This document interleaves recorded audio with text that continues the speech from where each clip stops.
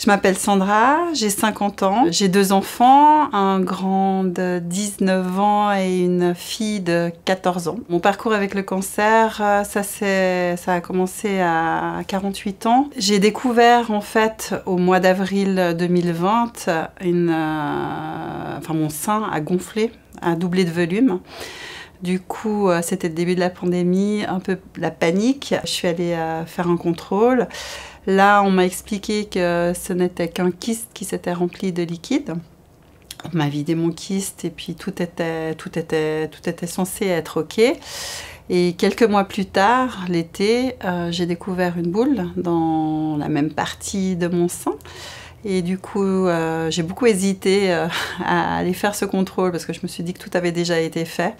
Mais par acquis de conscience, je suis quand même retournée. Là, on m'a fait les examens et on a découvert effectivement que c'était une tumeur maligne.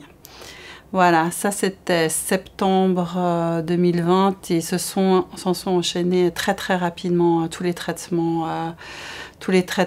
Mon cancer étant un cancer assez agressif, il a fallu commencer tout d'abord par la chimiothérapie.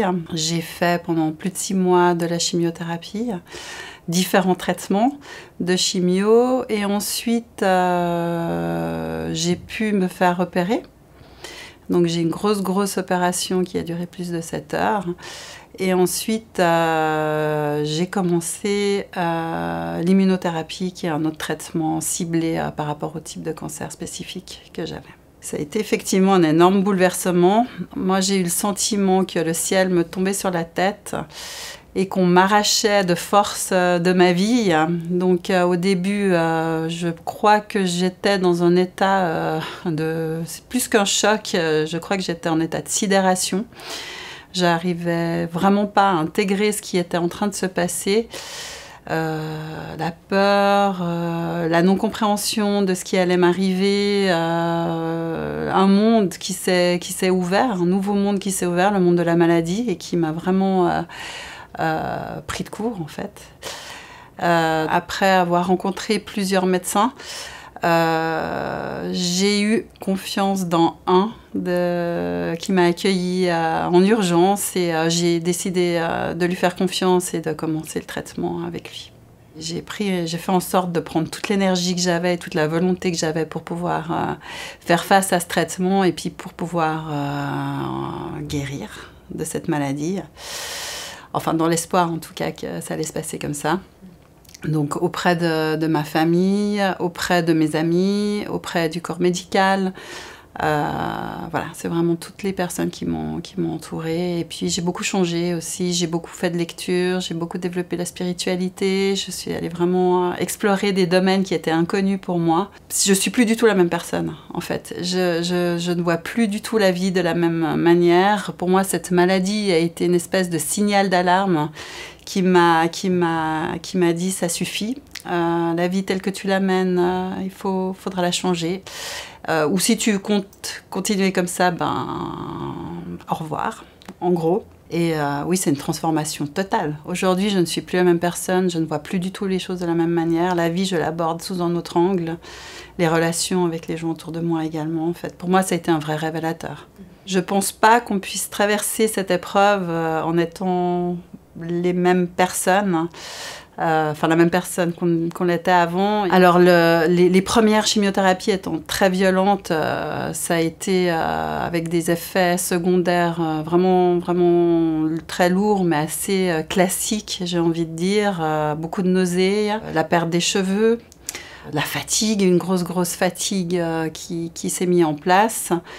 Et puis, voilà, vraiment des périodes où il est difficile de fonctionner comme on a l'habitude de fonctionner. Forcément, ça a eu un énorme impact sur ma vie personnelle. Tout d'abord, physiquement, les changements étant extrêmement violents, le fait de perdre ses cheveux, le fait de découvrir que son corps fonctionne de manière différente, ne fonctionne plus comme avant.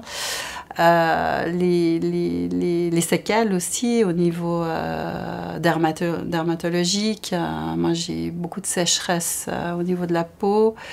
une des dermatites qui se sont invitées à la fois sur le visage, sur les mains, sur les pieds, enfin dans beaucoup d'endroits. C'est vraiment très difficile à la fois de suivre en fait le protocole de soins et de voir toutes les transformations, parce que même si on nous y prépare très clairement avant, on nous explique ce que ça va générer, on nous dit pas tout et finalement c'est peut-être pas plus mal au début.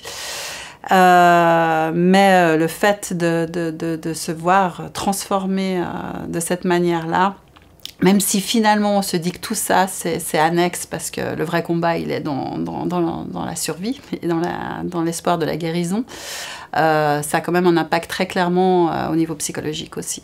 Concernant les routines plutôt au niveau physique, étant donné que ma peau ressemblait à du carton à un moment donné, je me suis enduit de crème nourrissante sur le corps, des pieds à la tête, hein, vraiment aucune partie n'était épargnée.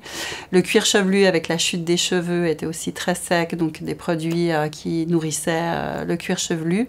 Moi, j'ai changé complètement d'alimentation. J'ai commencé par devenir végane. Ensuite, je suis devenue végétarienne. Ensuite, j'ai contrôlé absolument toute l'alimentation que j'absorbais, parce que pour moi, c'était fondamental. Ça faisait partie aussi du processus de guérison. Et puis, au niveau sportif, je faisais pas des grands exploits sportifs à cette époque-là, mais j'ai marché énormément. J'essayais vraiment tous les jours, en tout cas, de sortir, de marcher pour faire fonctionner mon corps. Et ça m'a beaucoup aidé aussi pour diminuer les effets secondaires que je ressentais. Les cheveux disparaissent, les cils, les sourcils disparaissent, le type de peau n'est plus du tout le même. Moi, j'ai perdu beaucoup de poids. Enfin, au tout début, j'ai perdu beaucoup de poids. Le choc, en fait, a été tellement violent que voilà, j'ai une grosse chute de poids. Donc, mon corps a complètement changé. Le mode de fonctionnement de mon corps a changé. Les produits ont généré beaucoup d'effets secondaires, en fait. Moi, j'ai souffert de troubles neuropathiques, dont je souffre encore, en fait. Des douleurs articulaires, des douleurs musculaires. Non, on a l'impression d'en prendre un sacré coup, et puis physiquement, quand on se regarde dans le miroir, c'est difficile. C'est difficile. On est prévenu, on sait que ça va se passer, mais le vivre, c'est encore une autre histoire. On sait, encore une fois, que c'est secondaire, parce que voilà, ce sont les effets, les dégâts collatéraux pour guérir, enfin, pour se soigner, en tout cas, dans un premier temps. Mais effectivement, c'est très difficile de voir son image. Moi, j'avais l'impression d'une détérioration de mon corps, que mon corps ne m'appartenait plus, qu'il appartenait au produit. Et voilà, c'est vrai que c'est difficile, il faut négocier. Alors aujourd'hui, j'ai fini tous les traitements.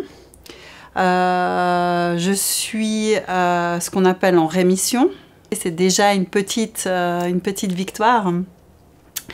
Et puis actuellement, suite à tous les traitements que j'ai eus, je suis suivie par un ergothérapeute qui m'aide à récupérer de la sensibilité. Je fais du renforcement musculaire parce que j'ai beaucoup perdu de masse musculaire.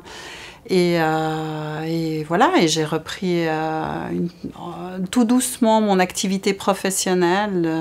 Les choses se remettent en place petit à petit. Les cheveux poussent, les cils sont là, les sourcils aussi.